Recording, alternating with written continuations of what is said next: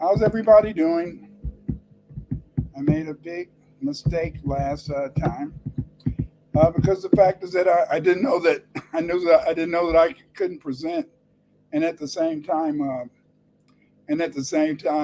you could hear my voice. I'm sorry about that, but I'm going to do a quick overview in just a couple of minutes.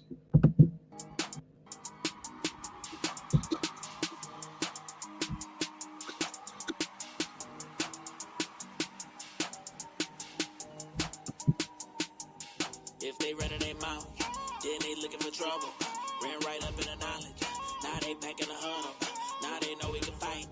Content given every week. Me and Dr. Rip Shot. Keep on bringing the heat. Now they know that we hitting. And they know we ain't quitting. Yo, she mind the genius. Keep on bringing and giving. Unity, unity, unity. Cause they know we ain't stopping. And they know they got problems. And they ran out of options. Cause we know we got a problem. Can't let it go unsolved. Brain brains learning, Afrocentric history, we see tomorrow. Karma is karma, I say what I say, I hear the water. Till I see y'all fall off, then I bring y'all up on note. I'm back up on my Clyde Winters, Clyde Winters, Clyde Winters, Clyde Winters, Clyde Winters, Clyde Winters, Clyde Winters, Clyde Winters, Clyde Winters, Clyde Winters, Clyde Winters, Clyde Winters, Divine Winners, Clyde Winners, Clyde Winner, Clyde Winners. I'm with you, ride with you, master teacher, create master, Clyde Winners. Give respect to the elder, Clyde Winners. Somebody out there looking for me. Clyde Winners, back up on my Clyde Winners on my toes. Somebody out there looking for me. Clyde Winners, I'm mine. Clyde Winners, I think there's somebody out there looking for me. Clyde Winners, back up on my Clyde Winners. I think there's somebody out there looking for me.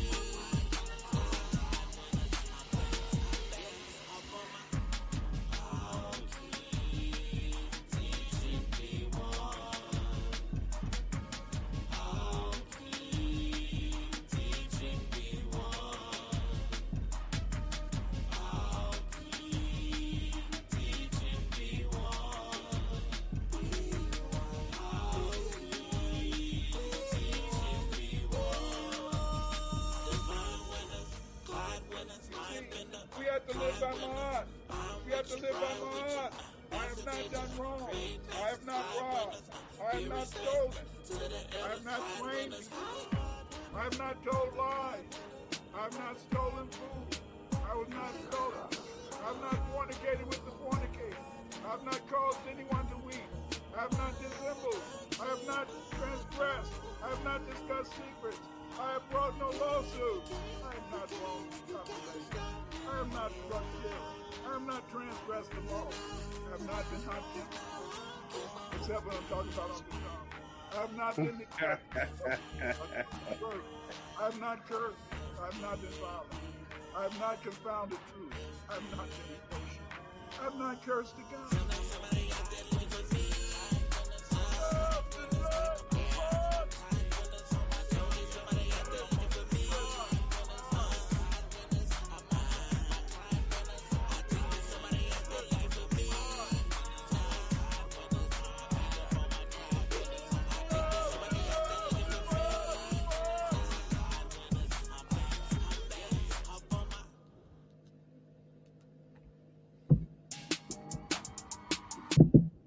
Okay, the last thing was the last presentation. It was very terrible because the fact is that I'm using StreamYard. I didn't really know what I was doing. I didn't know. I thought that I could present and I could talk at the same time. I found out in the sense that I can't do that. What I'm going to do is this: is that I'm going to go over the slides real quick, and then we're going to go into the questions. Okay. I'm hoping in a sense that this time you guys can hear me. So let me go to the slides. How you doing, Kid Productions, Hotep, Melvin? What's up, Melvin Reed? CRU Royalty, FBA all the way. B1. Let's go. Let me do this presentation real quick, and then you guys can start asking me questions about this presentation or anything.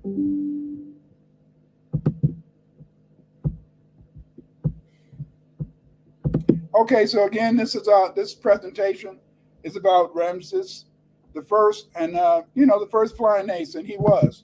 Okay, Tanis is unique. And what makes Tanis unique is that here we find numerous fragments of massive megalithic structures, including granites over this ancient site. So what's interesting about this ancient site is that many of the artifacts are burnt. I want you to keep this in mind, this whole idea of artifacts being burnt, because when we go through this particular lecture, I'm going to show you how this reflects, in a sense, the battle between Ramesses I and, in a sense, a guy called Ravana. Dr. Srivanasa, this scientist, Dr. Srivanasa, she's studied the ancient literature of ancient India.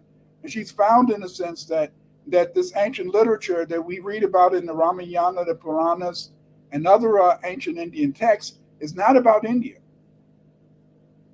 What makes it so beautiful is that this information is about, in a sense, the Nile Valley. She's written several good books about this. One book is called Desi. The other one is Missing Links of the Rig Veda. These books are about 300 pages long, but I think if you check them out, you'll find out a lot more. What she says is these books is that the Kusha Dvipa that's mentioned in the Ramayana, the Mahabharata, and the other ancient Indian texts is not talking about India. It's talking about the Nile Valley. Dr. Srivanasa notes that the Nile Valley Kush was called Kusha or Kush in the Puranas, and Kusha Nila in the Pali text. The Puranas and Pali are the names given the ancient Vedic Indian texts. You can find out more about the Kusha and the fact, in the sense, that the Nile Valley is mentioned in the various ancient Indian texts if you get my book, Nile Valley History and the Rig Veda. In my book, Nile Valley History and the Rig Veda, I break down this history. I show you how the Dravidian people who live in South India today migrated from the Nile Valley to India, and they took these texts to India, but they're not texts talking about ancient India, but they're talking about the Nile Valley instead. Okay, and we know, in a sense, that the people, in a sense, who lived in Lower Egypt, the people in Lower Egypt, they go back to Menes, and because they go back to Menes, they call themselves Hux. And the original name for Kush was not Kush, it was Hux. It was Hux, you see.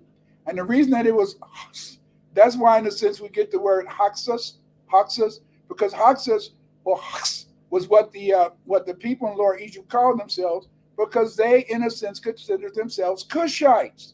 Very important to understand is that the Egyptians, before they became, in a sense, Comedians, or the black people, they called themselves Kushites. That's why the first nome, or the first city in ancient Kemet, was Tasseti. But we know originally Tasseti was known as a Kushite civilization. But once the Tassetians decided that they no longer wanted to be called Kush, they called themselves Kametru or Kamiyu, you see. And in a sense, but that doesn't reflect the fact that the people in Lower Egypt, even though they joined the Egyptian nation, they still, in a sense, many of them still consider themselves to be Kushites. In fact, we know that Ramesses I, he, in a sense, according to the Ramayana, which is the text that talks about Ramesses I, that he considered himself a Kushite too, or he was called a Kushite. One of the greatest ancient texts of India is the Ramayana. This text is very important because it mentions Vimanas.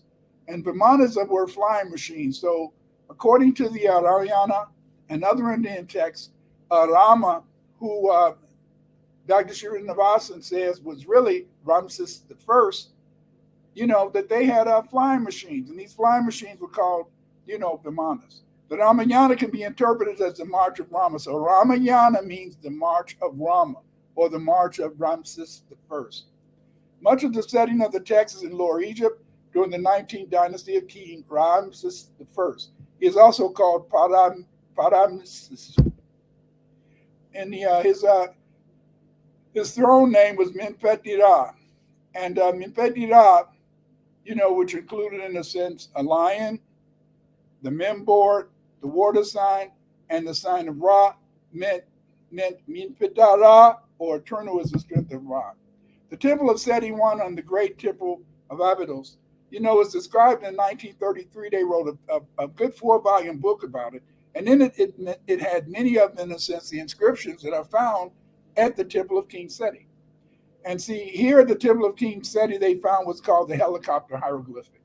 And this helicopter hieroglyphic is quite interesting because the fact is that this hieroglyphic helicopter glyph, what it shows in a sense, it shows what? It shows these modern mechanisms, these modern, in a sense, machines that according to Western man only they can make. But on this ancient monument that is over, what is it, 3,000 years old, we see helicopters, we see airplanes, we see boats, and we also see, in a sense, a spaceship, which the Egyptians used to fly to the moon. But that's another story in my book. But again, as you can see, this helicopter glyph. But they tell you that this helicopter glyph is fake, and that it's not really showing helicopters. But that's a lie. You see, here you can see they are always saying, in a sense, that if you compare the helicopter glyph and a glyph from Luxor at the Temple of Karnak, that you will find the same inscriptions, and they try to tell you that the helicopter glyph is just a copy of this. Okay, but here you can see the symbols on the Karnak and Abydos glyphs. That's the top inscription on the right hand side. That's the Abydos glyph, and in this Abydos glyph, in the Karnak glyph, you can see the Egyptian bow and the hand hieroglyphic. You can clearly see that the bow and the hand hieroglyphic at Karnak do not look like the helicopter and spaceship on the helicopter glyph. And we see the helicopter glyph below the glyph from Karnak. But let's look over on the other side. On the left-hand side, you can see the bow, the Egyptian bow, and you can see the Egyptian hand. On the Egyptian hand, you can clearly see what? You see the thumb and you see the fingers. But okay, right under it, I present, in a sense, the helicopter and the spaceship. And if you notice, the helicopter doesn't look like the bow, and the spaceship doesn't look like the hand. So the helicopter is totally different from the Egyptian bow glyph. The rocket ship does not look like the hand glyph. Take note that there's no thumb on the rocket or finger. Take a look at that. Take a minute and just look at those. Look at that bow and look at the hand, and then look at the helicopter and the spaceship. Just take a few seconds, about 30 seconds, to look at it.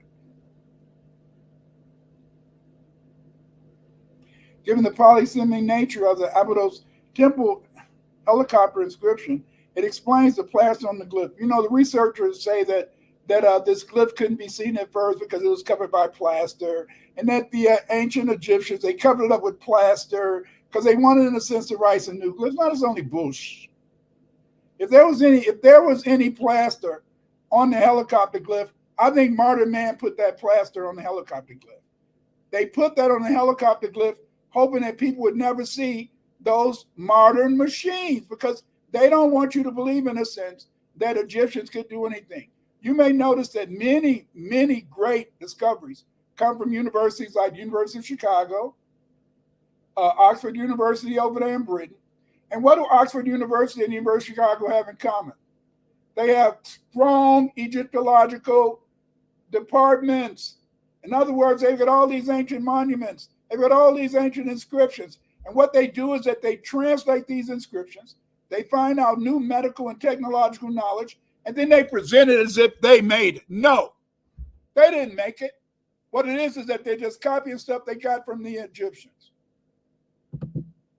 Here's the helicopter glyph.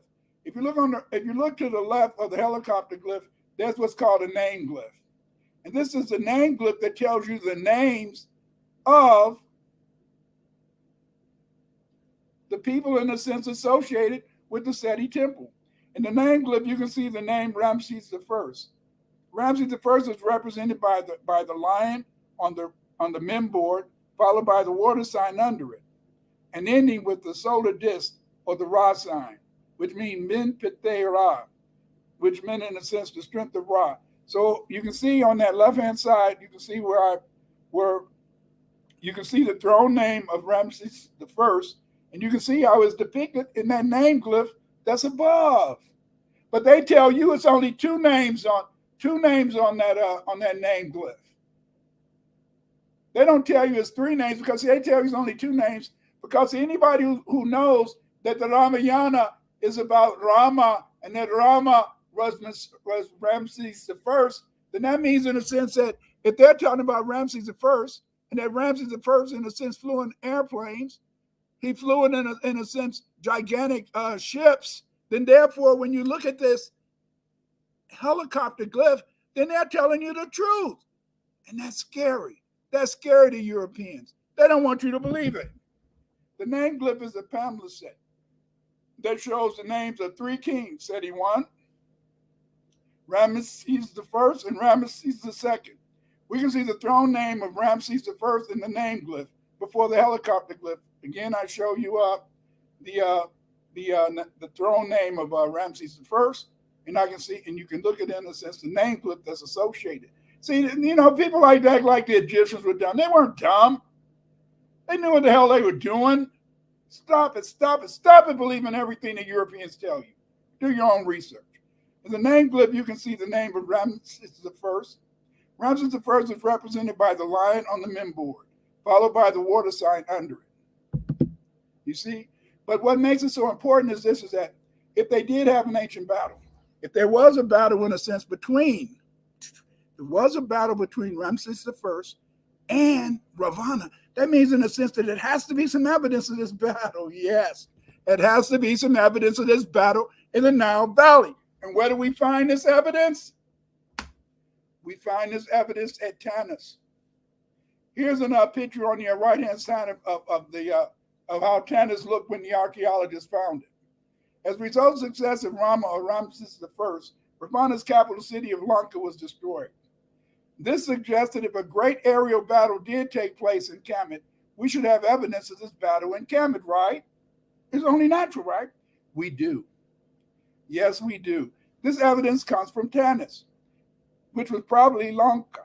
The Ramayana tells us that Lanka was situated on a plateau between three mountain peaks, known as the Trikuta Mountains. Whoa, whoa, whoa. Look. Look at that picture. On the right-hand side, here we can see a statue of Ramesses. But look in the background. Right around Tanis, we find three peaks. Don't we count them? Let's go from left to right. Peak 1. In the middle, peak 2. Peak 3. Isn't that what the Rama tells you? It tells you that Lanka, the city of Ravana, had three peaks. Researchers have long wondered why the city of Tanis is covered with ruins, many scarred with burn marks, while monuments are in ruins. Tanis was situated on the Nile Delta, on the Tanitic branch of the Nile, which is long since silted up. Tanis, or Egyptian Danta, Kanta, Lanka. See that relationship? It was the capital of the 14th nome of Lower Egypt. A temple inscription datable to the reign of Ramesses II mentions a field of Tanis. Lanka was an island fortress, capital of the legendary King Ravana. In the Ramayana, the fortress was situated on a plateau between three mountain peaks, known as the Trikuta Mountains. You get three peaks.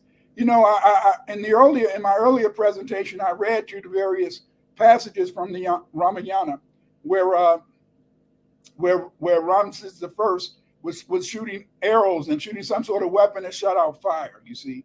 And that's a very important thing to think about, you see. Here's a picture of Tanis, which appears to have three mountain peaks, which are characterized by Lanka. And also look at that statue of Ramesses.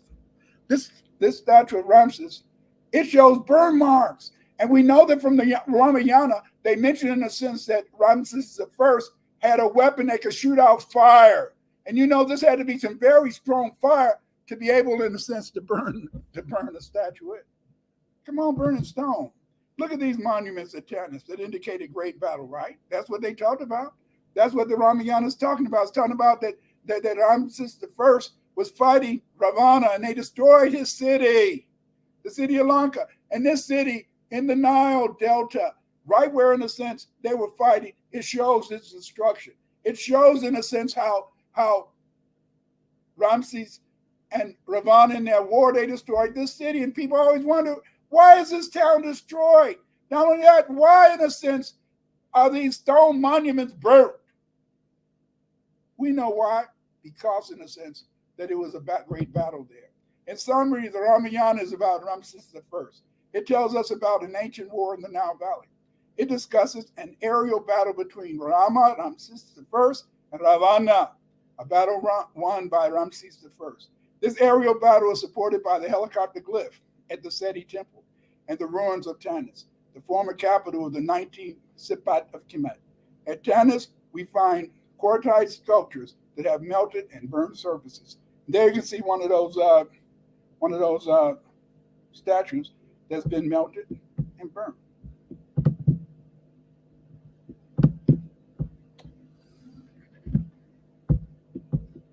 Okay, that was just a summary of the earlier discussion. And what I'd like you to do is, if you got any questions, you can hit me with the questions now. Graham, okay, Mu Chin, you said Grandma put out the scientific proof that only the extraterrestrials could have built Khufu's temple. There's no scientific proof of that. There's no way that Graham Hancock could prove that the extraterrestrials built the pyramid of Khufu was built by the Egyptians. Just because Western man can't tell you how it was built, that doesn't mean that it was built by some people from outer space. It's all bull. Okay, Corzo, Nisette, Billy, these Europeans are a group of thieves. You're right, they are a group of thieves. They steal information, they take this information, and then they turn it around. And when they turn this information around, what they do, in a sense, is that they make you believe that they're the great people, but they're not the great people, They take knowledge, and once they take this information, they pass it off as their own. And since most people don't really know the truth, most people don't know their history, they accept the lies that they tell. But most of the time, it's a lie.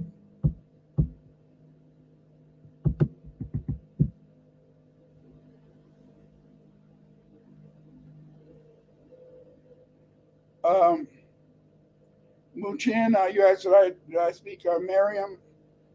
No, I never met Miriam.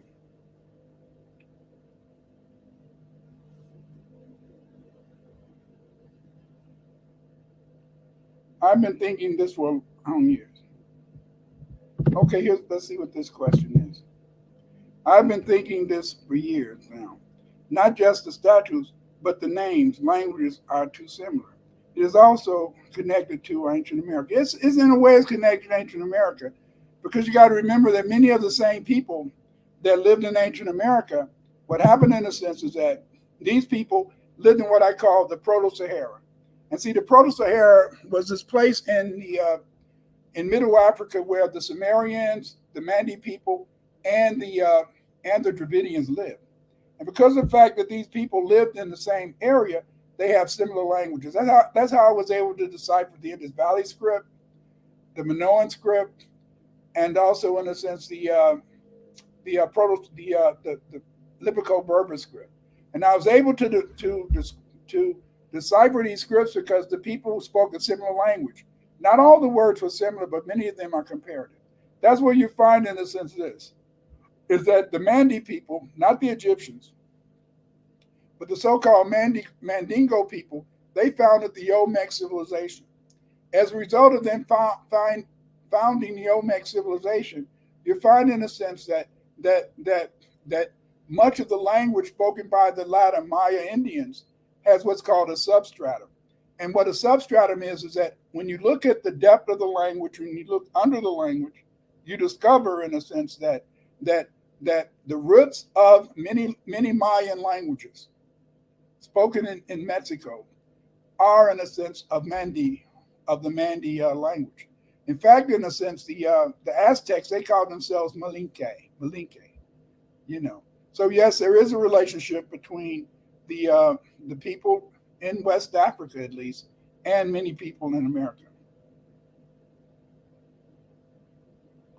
My next presentation, Reverend Shock, that'll be that'll be next Thursday.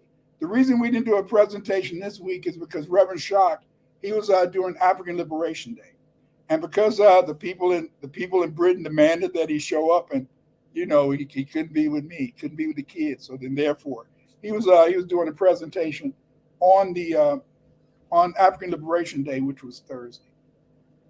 But our next presentation is going to be on this coming Thursday, and I'm going to talk about the various Black Europeans who were in America, you know, and that these, it's the so-called foundational Black Americans.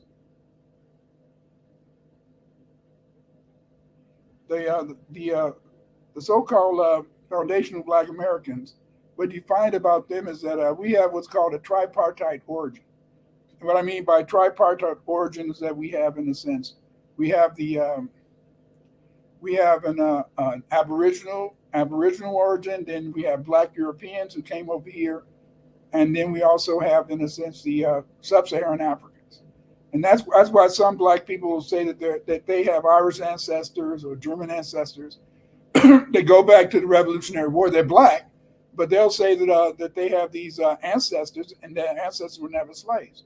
That's because many of these Black people, although in a sense they were Black, they weren't called Black. They weren't, only people from Africa were called Negroes or Blacks. Then over time, in a sense, due to white supremacy, then the things changed. Okay, Miriam Literature, the Turkish-born American Israeli Egyptologist, heard that she became a pharaoh. I don't know about that. I don't know. I don't know about that. I mean, I don't know what they. In Egypt now, the Egyptians, the modern Egyptians are basically descendants of the Arabs and the Ottoman Turks. And who knows? Maybe they did make her a pharaoh. I don't know. I couldn't say they didn't, and I couldn't say they did. But just because somebody says something, things are different. Because people are fighting for that life. Europeans and Arabs, they don't have a history. Because Europeans and Arabs don't have a history, what they're doing, in a sense, is they're trying to steal everybody else's history. So that could have happened. Okay, then let's see. There's another question here. Let's see. Okay. It says Guatemala Buddha, Princess Maya, then Guatemala Mayans, as well as Mayans, Water in the Three Rivers. Well, that's yeah, it was. But see, those people. Let me explain to you. Is that the people that we call Maya? That's just a name that linguists decided to call these people who speak similar languages. None of these so-called Mayan tribes call themselves Maya. That was something invented by Europeans. So it's not really any Maya or Mayan people. Each of these tribes in Mexico that spoke similar languages, they have their own names, but they just use Maya as a term to identify the people in Mexico who speak similar languages. So the Mayans in Guatemala, they're a little bit different because that's where it was in Guatemala, Honduras, and places down there where in a sense the pyramid building began. Because the pyramid building didn't really begin in Yucatan or Mexico. It began down in Guatemala because that was close to where the Black people lived. Because as I said earlier, that there was already, in a sense, Black people in the Americas when the Olmec came. But the Olmec, who were Mandingo speakers, when they came to the Americas, they taught the people how to build pyramids, and they taught the people how to write and things like that. But it was already black people in America before the Olmecs came. But the Olmecs, they introduced a lot of the culture and a lot of the technologies that are associated with these ancient people.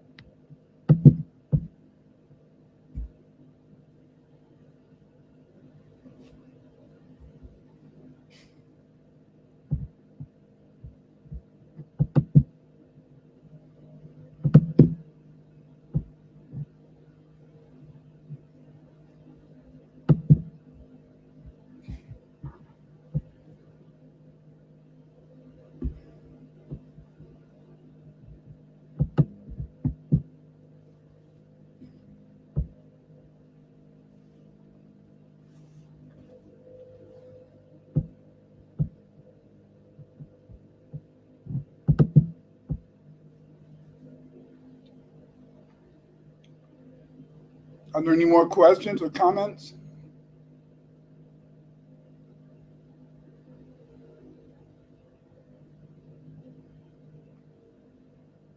The Olmec and Toltec, the uh, the Olmec, the Olmec and Toltec, those are two different groups. The Toltec, the Toltec, they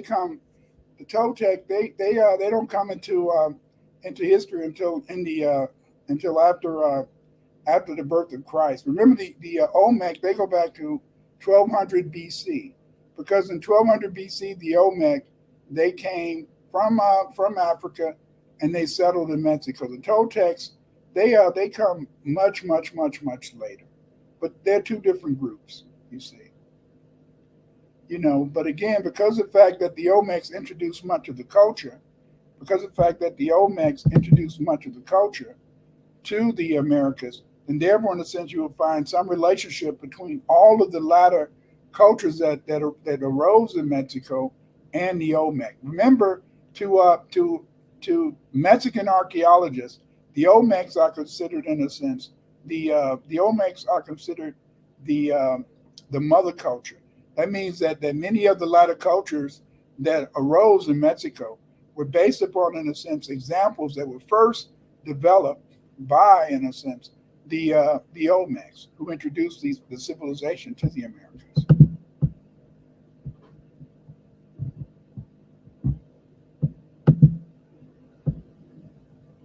Oh. Is the Bhagavad Gita also connected to Kush? According to Dr. Srinivasan, yes, the Bhagavad Gita. But the Bhagavad Gita, that's that it may be, but I don't know. I think that's a little bit more. Some of the sexuality stuff, they just made it up. But I remember back in the day when my kids were young,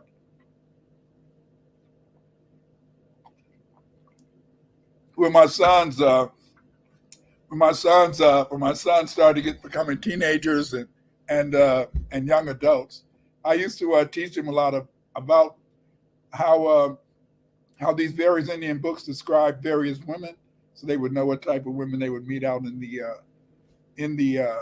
out in the world. Because see, much of the Indian knowledge, because of the fact that much of the Indian knowledge is not based on the Indo-Aryans, but based upon the South Indians, then you find, in a sense, that a lot of what you read relates to black women in Africa, just like many of the so-called East Indians. Yeah, most East Indians today, they prefer to be considered white because of the fact that they're granted temporary whiteness when they come over here. But it's a little bit more complicated. Okay, who are the She people? Well, let's say the She or She people. The She people. That's the Mandi name for nationality. So She means black. It means nation. And so the Olmecs, they call themselves She. The Elamites, they call themselves She. And the first rulers of what's called the first dynasty in China, the Shia dynasty, they call themselves She. So the She people are the people we call today the Mandingo people. You know. Okay. Were these solely Hamites? or were Shemites involved as well? Do you think the Olmec predate the Noah story? No, the Olmecs only go back to 1200 BC. They don't predate the Noah story. Plus, you gotta understand that this whole thing about Hamites and Shemites is kind of complicated because we often assume that Shemites always spoke Semitic languages, but that's not true. There were many in a sense, many people who spoke Semitic languages, like the Akkadians. They said they were Cushites. So this whole thing about trying to find Hamites and Shemites, that's a very difficult thing to really judge. The only Hamites that we can really look at and that we can really say were Hamites is if we go to the Bible. And the Bible said the Hamites built Egypt, the Hamites built Sumer, and things like that. But see, remember the Akkadians, who in a sense did play a significant role in the history of Sumer. They spoke a Semitic language. So trying to differentiate between Hamite and Shemites is kind of a waste of time, But I think we get mixed up. A lot of times we get mixed up is because the fact, in a sense, is that we a lot of times get mixed up because of the fact that we like to think that it was some clear demarcation between Shemites and Hamites. Remember, when you read the Bible and they talk about Abram, okay, the first mention of Abraham in the Bible, his name is not Abram. Abraham, his name was Abram. But then when he went down among the Hamites, he changed his name to have Abraham. So see, a lot of people are confused. A lot of people, they believe in a sense that, a lot of people believe that when the people left Egypt, they were all so-called Shemites. No, they were all believers in God. They were all, in a sense, the followers of God. But many of the people who left Egypt with Moses, they would have been Egyptians who had adopted, in a sense, in a sense, the so-called, belief in the one God, the openly one God. All African people believed in one God, but in a sense, in many ancient religions in Egypt and in Africa, they really didn't want to talk about the ancient God, which was called Amma. They wanted to talk about the visible God. And so then, therefore, in a sense, that's why they didn't really talk about monotheism or the unity of God. But all African people believed in one creator God. They made these little gods, who they felt could help them, who they could communicate with.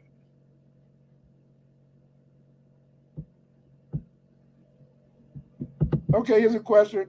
I found some texts where the ancient Greeks say that the people came from Libya and Atlantis. Um, um, Libya, Libya. They do say they came from Libya. I haven't seen any Greek documents that talk about that the Greeks came from Atlantis. Remember, the story of Atlantis was told to the Greeks by an Egyptian priest. But I haven't seen any Greek records that talk about people going from Atlantis to ancient Greece. But I do believe, in a sense, that Libya. I like to call it the Libyans. If you read my book, Atlantis in Mexico, in which I discuss the history of the Olmecs. In my book Atlantis in Mexico, I explain how Libya would be called Neo-Atlantis.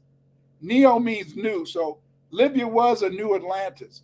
But I haven't read anywhere where the Greeks said that people from Atlantis settled the Greek islands or the Greek mainland. Maybe you can send me an email with that text. I'd love to read it.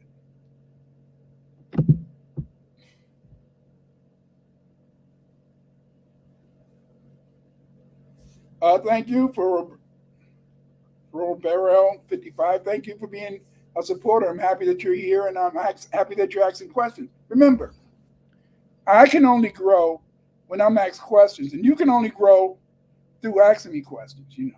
Why do you say Europeans have no history? The reason I say Europeans have no history is that they do have, in a sense, a general history, and they do have a history of wars, right? Wars, but they don't have great history. They don't have a history of great empires. Even if you look at the so-called Western nations, the Western nations, unless you think about Britain and the United States today, The Western nations have never had any great empires, you see. And that even Britain ruled for 100 years, and then they went into decline. The United States is ruled for 100 years, and now it's going into decline. But when you compare civilizations like Britain or the United States, or even when you compare Greece and Rome, I think they only lasted 200 years. But when you look at ancient Egypt lasted for what? It lasted for over 3,000 years. Even Sumer Akkad, they lasted at least a good 1,000 to 2,000 years. But no European civilization has lasted longer than 200 years. And so then that's why I say they have no history. Because see, they don't have any history of being very much influences over the rest of mankind. Yes, today the United States has played a pivotal role in terms of spreading Western civilization. The only problem is that they haven't spread any goodness, and it hasn't been a civilization in the sense that welcomes all. They've helped spread white supremacy, but this white supremacy does not equal history. And see, history to me is that you play an important role and a significant role, and that you help people become more successful. You help mankind become better people. And I don't think that the United States or Britain has done that. Okay, you said I would not call the UK and the United States being in decline. I do notice that whites never like to talk about pre-Roman European history. We know why, because they were not there. True, that's true. Hard code. But you have to remember they are in a period of decline. You may not see it, but that's like take Britain. Britain ruled the world. But then when Britain had to give up India, in the 1940s, they declined. Most of the people who live in the UK today are having a very tough time, very low income, very high inflation over there now. So yes, they are a power in decline. The United States is going into a decline now, and the reason the United States is going into decline is because of the fact that the United States, for a long time over here, people in the United States have been able to live off credit. And they were able to live off credit because of the fact that the dollar had to be used to buy gold. And because the dollar had to be used to buy gold, then that meant to buy oil. I'm sorry, to buy oil. Since the dollar had to be used to buy oil, then everybody had to have dollars to buy oil. But what happened is that because of this war in Ukraine, you see, America is losing influence and power around the world. Because the fact, in the sense, is that America, they supposedly took away $200 billion or something away from the $2 million away from the Russians to hurt them in this war. And what that did is that scared people around the rest of the world. And the people around the rest of the world said that if the American president can come in and he can take Russia's money, what if they get mad at us and they want to put sanctions on us, and they want to in a sense, hold our money? And so what's happening is that the American government is financed off credit. But many places like China and Japan, they're selling their bonds, and as they sell their bonds, that means in a sense that the debt of the United States is getting higher and higher. And as more and more people move away from using the dollar, we're going to see the decline over here. But I'm not a fool. I live in America. Because I live in America, I don't want to see America go down. Because when America goes down, I go down. You see, I'm selfish. Yes, I'm selfish. But the UK has went down, and the United States, they're going down now. Okay, they just found 2 Roman heads, and they were black, made of stone. Melvin said they found the Roman heads, and they were made of black, made of stone. Yeah, many of their Romans were black. Not all of them, but see, it doesn't matter, because what I'm going to talk about this week on the Reverend Matthews show is I'm going to try to explain that just because people are black physiognomically, because their physiognomy is black, they have black features, things like that, that doesn't prevent them from being evil. See, and so then therefore, just because somebody is black, that doesn't mean that those people are good people. That doesn't mean that those people are sharing people. That doesn't mean that these people are warm people. They just have a black physiology. See, or they have black features, or they have a brown complexion. But that doesn't take away the evil that might be in their heart. So just because they found two Roman heads, yeah, they could have been black, but that doesn't mean that psychologically they were people of Amma, or people of God, or people who wanted to be the best to everybody. Okay.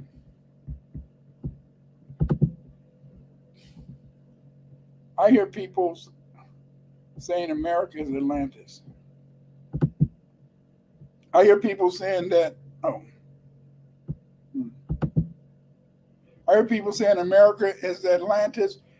Some people, some people say America is Atlantis, but the point is this: is that according to the evidence, Atlantis was an island that was close to America, and that it went underwater. North America, it hasn't been submerged underwater. So therefore, I wouldn't consider America as Atlantis.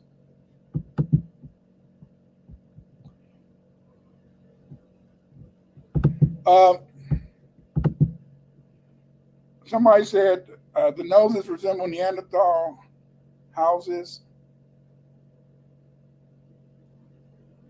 Neanderthals were black people. Neanderthals look like me. So I don't know what you're talking about in terms of the noses. The Neanderthals, they were black people. They just said those pictures they show you of pale skinned Neanderthal people. Those that they never existed. In fact, you had to remember is that I think they said what they don't even think it was people with any light skin before 10,000 BC or something. But anyway, all black people carry genes for light skin. That's why if you look at my kids, some of them light, some of them dark. Damn, hey, you know, same thing. My father was light, my mother was dark, and some of us were light, some of us were dark. No, light skin in a sense is a black. It comes from black people. And don't look at the noses. Neanderthal was not a terror. Neanderthal, in a sense, were decent people. They buried their dead. They had a good social organization. They weren't wild people. They weren't like the Europeans that we see today. So don't show any shame on the Neanderthals. They were okay. Uh, they said, are East Indians black? Where did their hair come from? Well, the whole point is this: is that that's a very interesting thing. Where did the Aboriginal people hair come from? The Aboriginal people in India, in Australia, they have straight hair. Some of them even have blonde hair. But the East Indians, as I told you before, the East Indians came from the Nile Valley. There was in a sense an ice age on the Atlas Mountains, and so therefore in a sense is that during this ice age the hair may have came. But some people say that the original hair of ancient people was straight. So who knows? Who cares? But the point is this: is that it's very complicated. We don't really have any firm answers on where that hair came from. But again, East Indians are black. Yes, they are black. In fact, especially the Dravidians accept their blackness. Now, the Indo-Aryans, the people who live in North India, now they don't consider themselves to be black people, even though they may look black. As I told you, it's very complicated. This week, when I do my presentation, with Reverend Matthews on Thursday, I'm going to try to explain to people how in a sense most people are nationalistic, most people are nationalities, and because most people are nationalistic, then therefore in a sense what happens is that they may consider themselves more of a nation than a race. Over here in the United States, we've been conditioned that there's two races, black and white, and that we're at war. But in reality, in a sense, sometimes black people can be just as mean towards other black people as white people. And sometimes white people can be decent towards black people. It's all complicated, very complicated. Okay.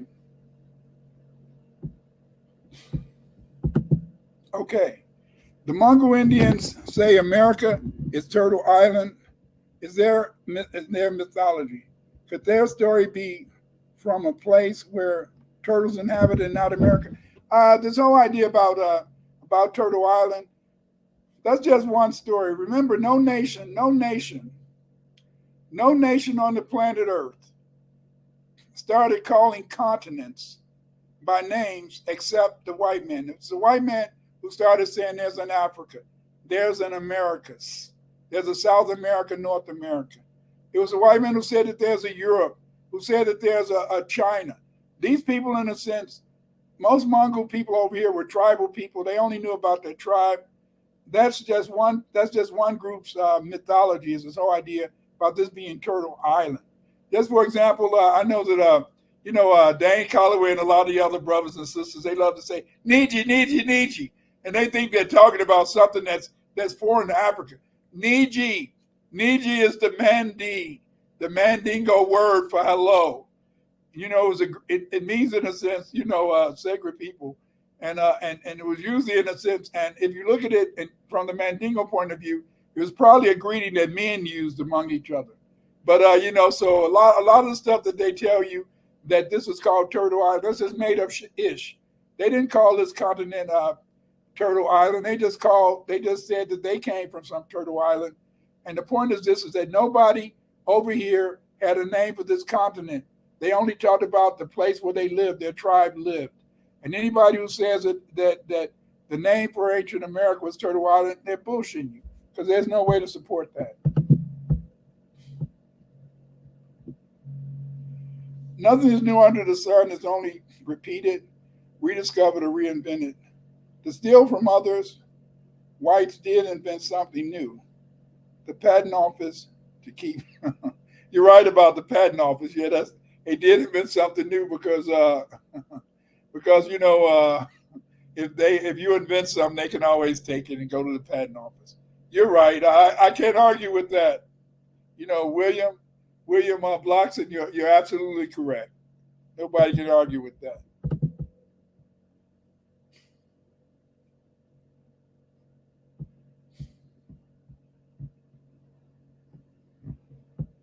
Somebody said, "Are the world maps correct?" No, the world maps are not correct, because if they try to make a real world map, it would just be full of Africa, because Africa is just so immense.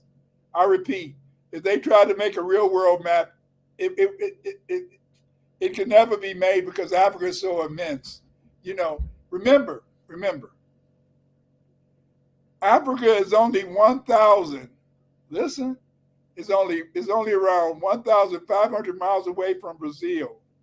That's to show you how close it is. So no, the world maps are not correct. I don't think they can ever make a correct map, because I was once watching the satellite, and the satellite's flying over the southern hemisphere, and it was flying over Africa. It was taking minutes and hours, because Africa is so immense.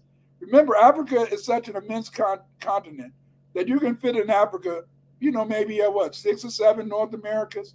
You could even fit in Africa the what we call China. So no, they don't have any world maps that are correct. Sorry.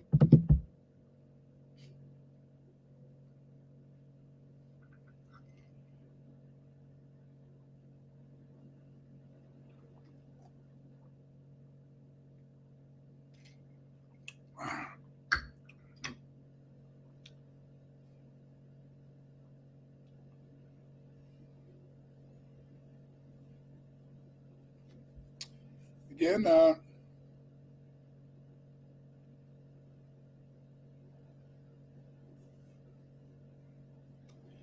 like I said, is that there aren't any more questions. I guess we could just maybe end this session today.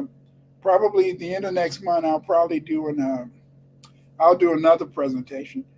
And next time I won't. Next time I'll make sure that I show the slides and I stay visible, so that you guys can hear me. But my next presentation might be, I'm thinking about doing a presentation on why the Egyptians call themselves black. And the reason, in the sense, that I want to do that is that many people don't understand why would the Egyptians call themselves black when we come in so many colors, and we come in so many colors, and because we come in so many colors, then therefore why would we choose a crayon? But in this particular lecture I'm going to do next month, end of the month on live, I'm going to talk about why the Egyptians call themselves black, and I'll explain in a sense the meaning of black, and that black doesn't really relate to a crayon color. Then somebody said, I'm Geechee, am I Indian? No. Most Geechee people are usually people in a sense who were a mixture of various African POWs, prisoners of war, and we know the Geechee language is made up of a lot of different African languages. So now the Geechees weren't Indians, but that doesn't mean that some Geechee didn't marry Indians. For example, like my father's side with the Winters, and I can go back and see the slave records where they got my great granddaddy Winters, and but on my mother's side with Choctaw, and the Choctaw in a sense came from the fact in the sense that they didn't give black Indians cards, so then therefore in a sense, since they didn't give black Indians cards, and therefore they pretend as though black Indians don't exist. So there are probably some Geechee who may have married Indians, but Geechee generally refers to those enslaved people from Africa. Okay, somebody said, are you for the Second Amendment? Yeah, I'm for the Second Amendment. I feel that black people need to own weapons because you never know when they may want to attack us. And if they want to attack us, we should be able to have guns so we can defend ourselves. So yes, I believe in the Second Amendment.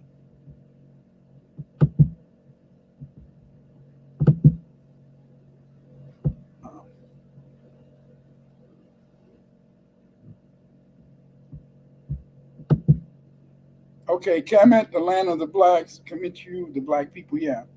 That's what they call themselves, but it's much deeper than people believe in a sense. Because see, you have to remember that the original people of Kemet, they called themselves Kushite. We know that because of the fact that the first nome of ancient Kemet was Taseti, and the Taseti called themselves Kushites. But later, in a sense, they decided they no longer wanted to be called Kushites. They wanted to be called Kametru or Kametu, because of the fact, in a sense, the black people. And the reason they wanted to be called that is very interesting. But I don't want to talk about it now. I'm going to wait until next month.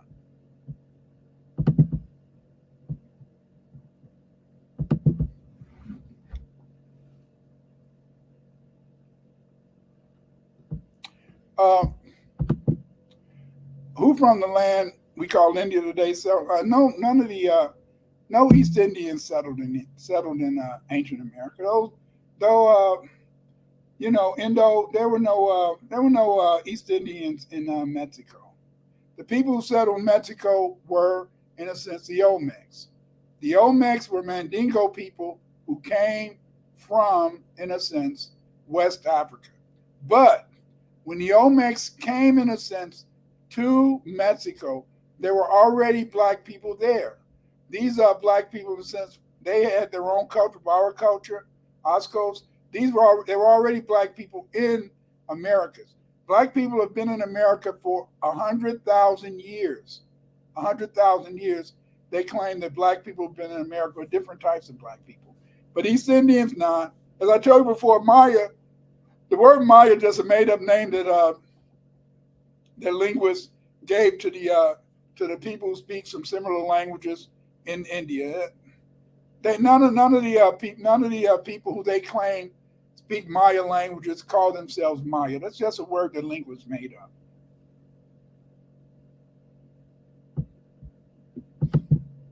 Okay, what kind of rulers existed in Egypt before the unification of Upper and Lower Egypt? Remember that ancient Egypt was a Pan-African civilization. And because it was a Pan-African civilization, you had to understand that each sipat or nome or city-state in Egypt was like considered a different state. Like we have in the United States, Georgia, Kentucky, all that type of stuff. Well, that's the same way it was in ancient Egypt. Ancient Egypt was a pan-African state. That's why ancient Egypt was a confederation. It was a mixture of what it is, I think, 46 nomes or sepats, and that each of these sepats was ruled by its own king. But the pharaoh was the chief, was the head of the entire government of Egypt. So the pharaoh was more powerful than the local kings or local rulers. They may have been in the various states. So before, in a sense, before Kemet came into existence, you just had all these various independent states along the Nile, within the Nile Valley, along the Nile River. Once, in a sense, Egypt became a state, it became a confederation.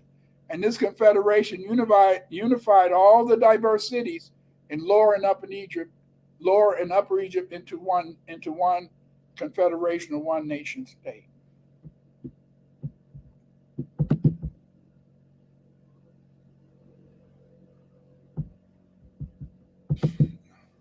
Well, the Great Dismal Swamp, that was a place that a lot of black people lived in. They lived in there, what, about 200 years? And they had a pretty good culture civilization there. They had their own stores, they had their own houses, because Europeans couldn't live in the swamp because of the fact, in the sense that many people who came from West Africa, they, in a sense, they weren't, in a sense, they didn't they weren't susceptible to to the various malaria and stuff like that. So that's why the Africans could live in the Dismal Swamp. But the Dismal Swamp, it was a center of black civilization over here. That's why after the Civil War they tried to drain the swamp of the Dismal Swamp to make sure that black people could never have a place to run to.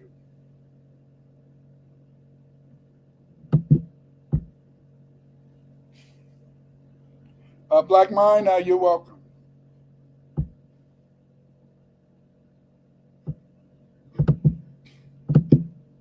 Okay, somebody said, did the war in ancient flying machines cause the desert to appear? Uh, no, I don't think it caused the desert to appear, but I think, in a sense, is that they looked as though that they didn't really want to keep using those flying machines. I do think the Gobi Desert, they found a lot of glass out there in the Gobi Desert. I think the Gobi Desert was influenced by I think they had a slight nuclear war out there in the Gobi Desert. That's in Asia. But the Sahara Desert, that mainly came, in a sense, from desertification as a result of aridity. At first the Sahara was green, then as the weather pattern changed, then it became more desert. And so, no, I don't think that flying machines are using nuclear bombs and all that. I don't think it affected or that it caused the beginning of the Sahara Desert.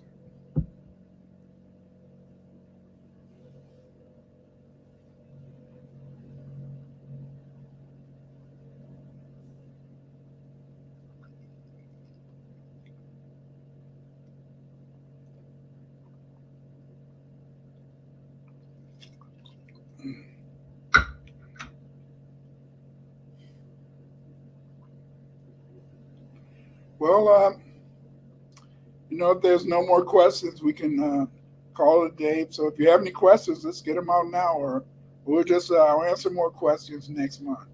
Next month, the end of the month, I'll have another live presentation.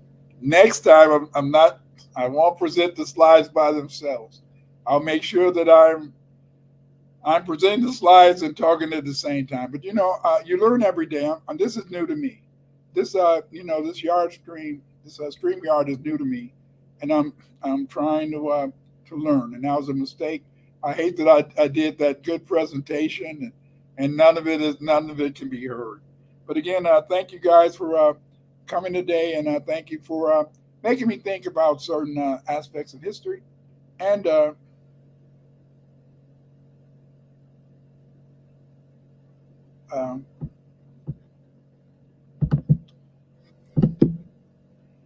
She said, did the ancient Comedians get exiled and seek refuge in North America during the invasion? No.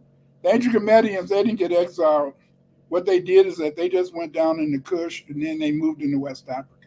See, that's what the research of anti-Geop shows. The work of anti-Geop shows that the ancient Egyptian language was a lingua franca. A lingua franca is a language where people who speak various different languages use to communicate.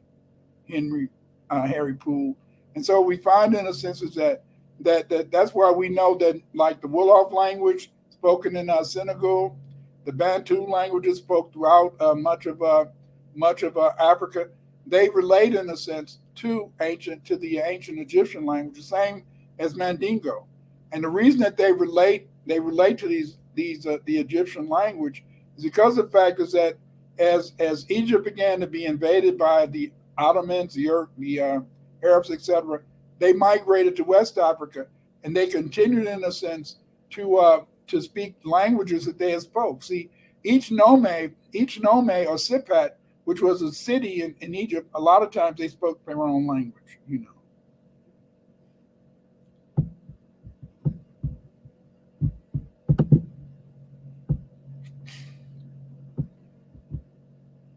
Okay, well, anyway, like I said, I'll see you guys in a month. Take care.